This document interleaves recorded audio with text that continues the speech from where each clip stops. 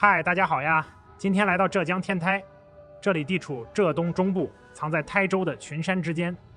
今晚在天台雅高美绝落腳，離赤城山和天台山都不遠，大概10来分鐘車程。酒店很新，空间設計挺有質感的。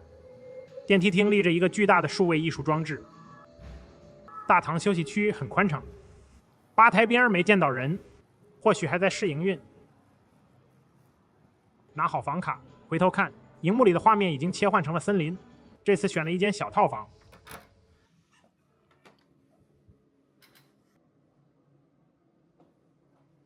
進門右手邊是洗漱區，台面空間不算太大，備有基礎的洗漱用品。洗手液和潤膚露是常規的大瓶裝。亞克力水槽留了不少使用痕跡，細節保養上似乎還欠些火候。吹風機是壁掛式。轉身看看淋浴間，裡頭帶個浴缸，剛好能洗去一天的疲憊。牆上配備隱形晾衣繩，是個實用的細節。沐浴露同樣是壁掛的。走廊左側是獨立的洗手間，配了免治馬桶。裡面也單獨設了個小洗手台。往裡走是起居室，熒幕尺寸挺有誠意。旁邊是迷你吧，備了幾瓶飲用水、熱水壺和馬克杯。抽屜裡收納着不同的杯具，茶包有紅綠兩種選擇。走到窗邊，能看見外頭的史豐溪。連接臥室的過道兼做了衣帽間、浴袍、保險箱和拖鞋都在這裡。臥室的落地窗帶點斜角，但空間感還算愜意。床品的觸感很柔軟。床頭留了 USB 孔，入睡前充電很順手。刷卡進了行政酒廊。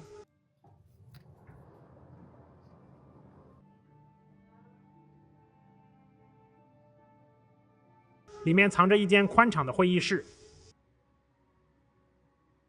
空間色調偏沉穩，視覺上很舒服。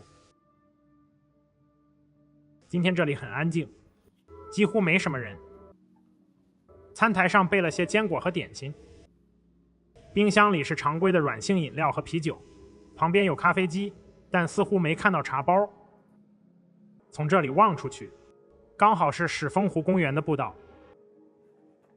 下到2樓去看看健身房，空間不大，但該有的器材都在。角落有飲水機，不過沒放擦汗的毛巾。沒有毛巾。樓下連着9合廣場。還可以。同樓層還有棋牌室、撞球間和影音室，甚至還有個兒童樂園，也是刷卡進，得自己摸黑找開關。裡面的設施看着挺能消磨時間的。這是撞球室，還有間小影音室。到了酒廊的 Happy Hour 時段，今晚似乎被我們包場了，因為沒別人，自助餐臨時換成了位上的西式套餐。飯後下樓透透氣，空氣潮熱，飛蟲也跟着活躍起來。旁邊商場裡的餐飲選擇倒不少。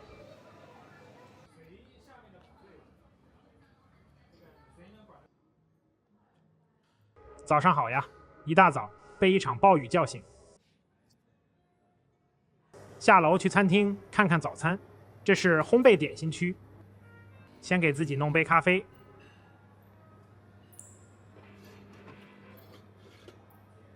旁邊是牛奶和2款果汁。新鮮的水果切塊。沙拉區，冷藏的鮮乳和優格，幾道常規的西式熱食。小黑板上寫着可以現點的蛋類料理，麥餅配油條，很有本地氣息。黑豆漿和黑豆豆腐口感出乎意料的醇厚。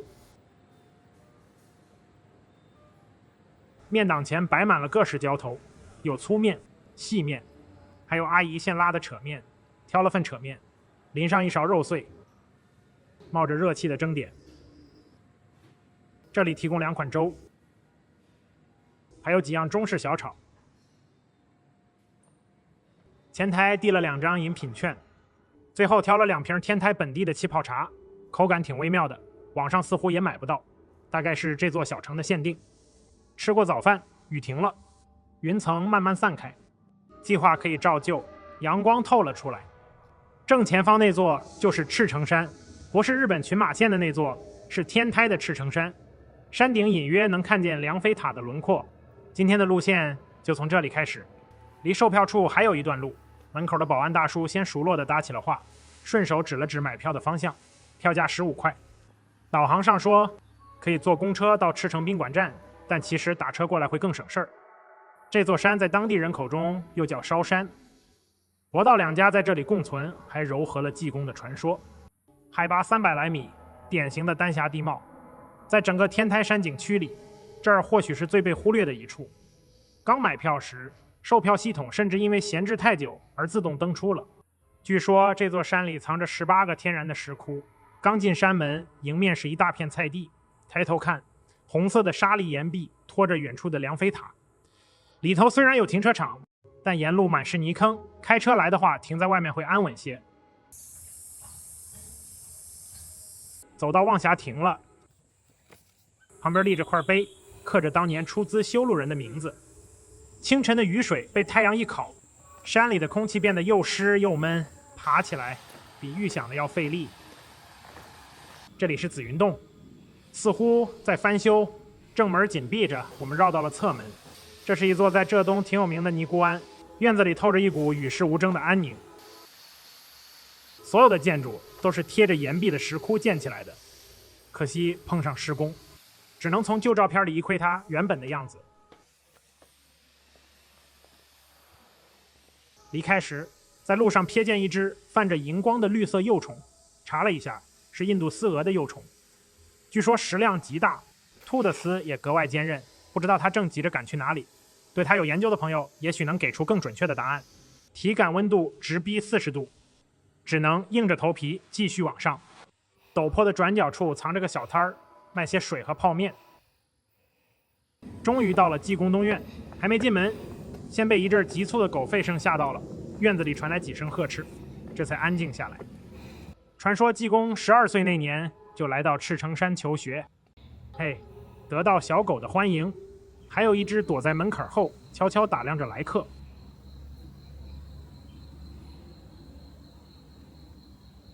東院的前半部分是濟公紀念堂，站在堂前能眺望到天台縣城的風景。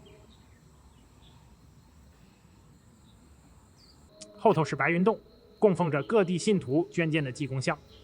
後院一共有2層，大家可以爬上去看看。臨走時，那只小狗已經在太陽底下睡熟了。它蜷縮的樣子讓我想起大學時常來工作室打盹的毛毛。在建築學院，它好像叫八公狗或者小白。順着山路繼續往前。濟公西院今天鎖着門。從網絡上資料了解到，濟公西院是由設計南京大屠殺紀念館的齊康教授設計的，裡頭的瑞霞洞曾是濟公讀書的地方，只能留給下次了。拐個彎是兀月樓，它建在赤城山的中洞，也屬於西院的一部分。門外立着一塊重修碑記，10幾年前這裡曾遭過一場火，後來靠着各方籌款才得以重建。門上的匾額寫着兀月小筑。這個中洞曾是唐代高僧湛然講經的道場，也是濟公当年賞月修行的石窟。大概因為遊客稀少，加上早晚免票，山上的建築看着有些失修。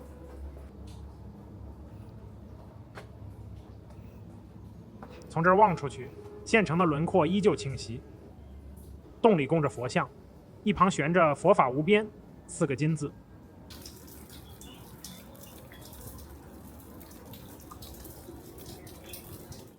來到第6洞天玉京洞，门依然锁着，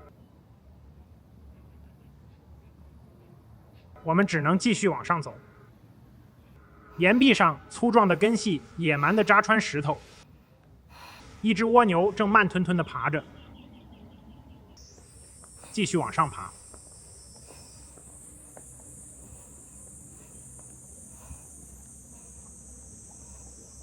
抬頭，梁飛塔已經近在眼前。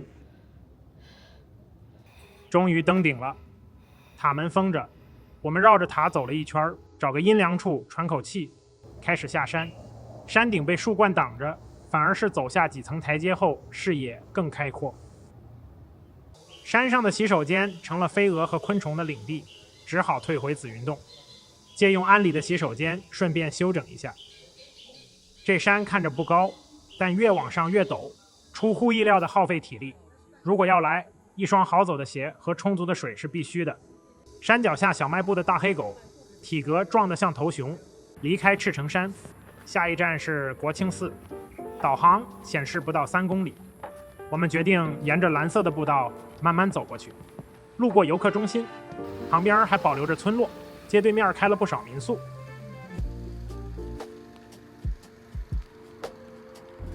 沿着街鋪繼續往前，路上有很多賣杨梅的攤販，1斤7元，好便宜啊，比上次青田看到的還便宜。快到景区入口，這裡有幾家咖啡館和小吃攤兒。離寺院正門還有一小段路，順着步道繼續往深處走，看到翠綠的稻田，還有遠處的隋塔。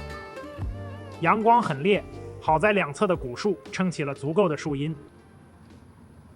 偶爾有觀光車開過，帶走那些走不動的遊客，票價好像是10塊錢。沿途的古樹和石燈籠上爬滿了厚厚的青苔，空氣裡透着草木的清香。越靠近國清寺，樹木的年份似乎就越古老。枫干橋畔是七佛塔，為紀念過去七佛而建，是寺院的迎賓塔。這裡很適合漫遊。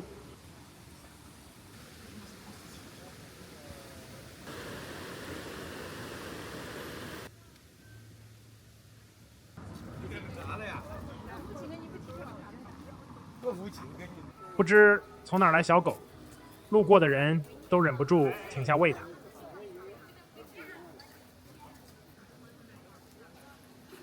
上次來還是枯水期，如今溪水豐盈，整個山谷看起來生機勃勃。碰巧遇上了寺裡養的7頭黃牛下班回家，他們每天清晨跟着師傅出來，穿過石橋和古塔，去寺前的田裡勞作。此刻正要歸欄。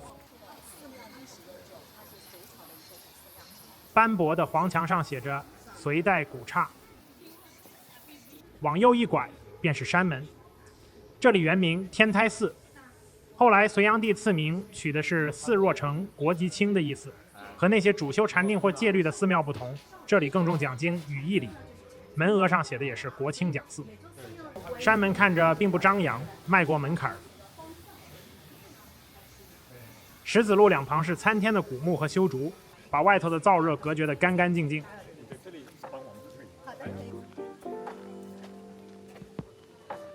跨進彌勒殿，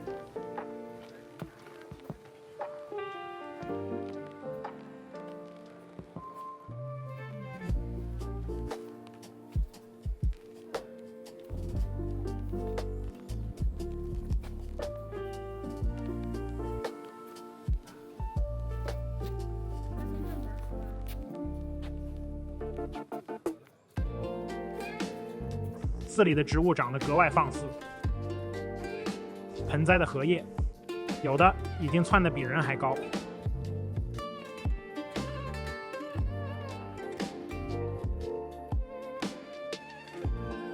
四大天王的塑像依然威嚴。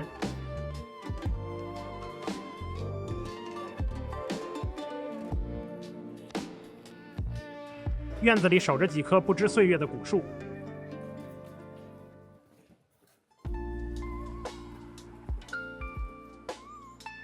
靠近大雄宝殿時，空氣裡浮动着一股暗香，循着味道，才發現是階梯旁那棵樹開花了。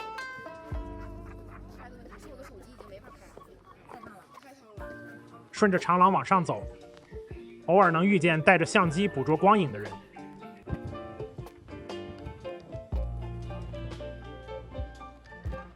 藥師殿前的那盆荷花，開得正好。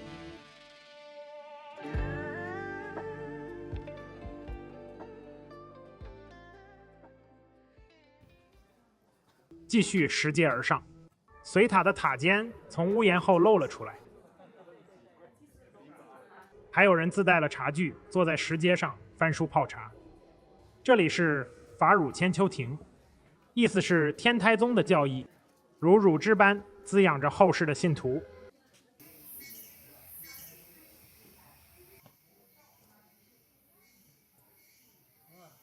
繞到觀音殿，殿外的連廊剛好能吹到過堂風，很適合歇腳。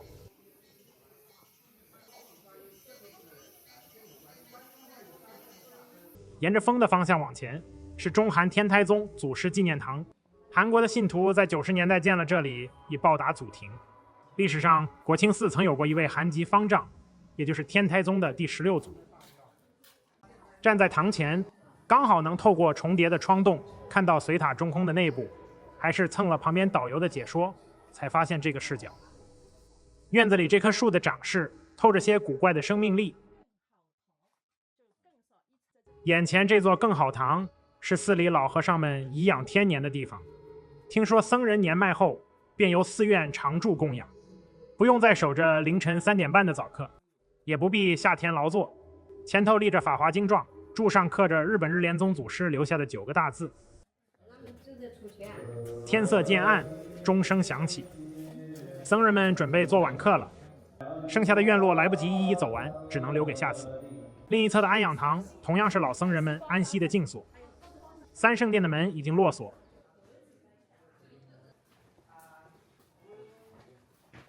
臨走前去看了眼那塊獨筆額字碑，據說這個額字出自王羲之的手筆。咸豐年間出土時，石碑只剩下殘破的半塊，後來是清代書法家花了7年時間才將它重新補全，移到了這裡。走出寺門，牆根下堆着僧人們裝農作物的竹筐，遠處山頭傳來悶雷，烏雲重新壓了下來。寺門外打不到車，我們只能冒着雨快步往景區入口趕。在奶茶店買了杯冬瓜茶，盯着手机螢幕等着司機接单。今天的記錄就停在這裡吧，我們下段旅程再見，拜拜。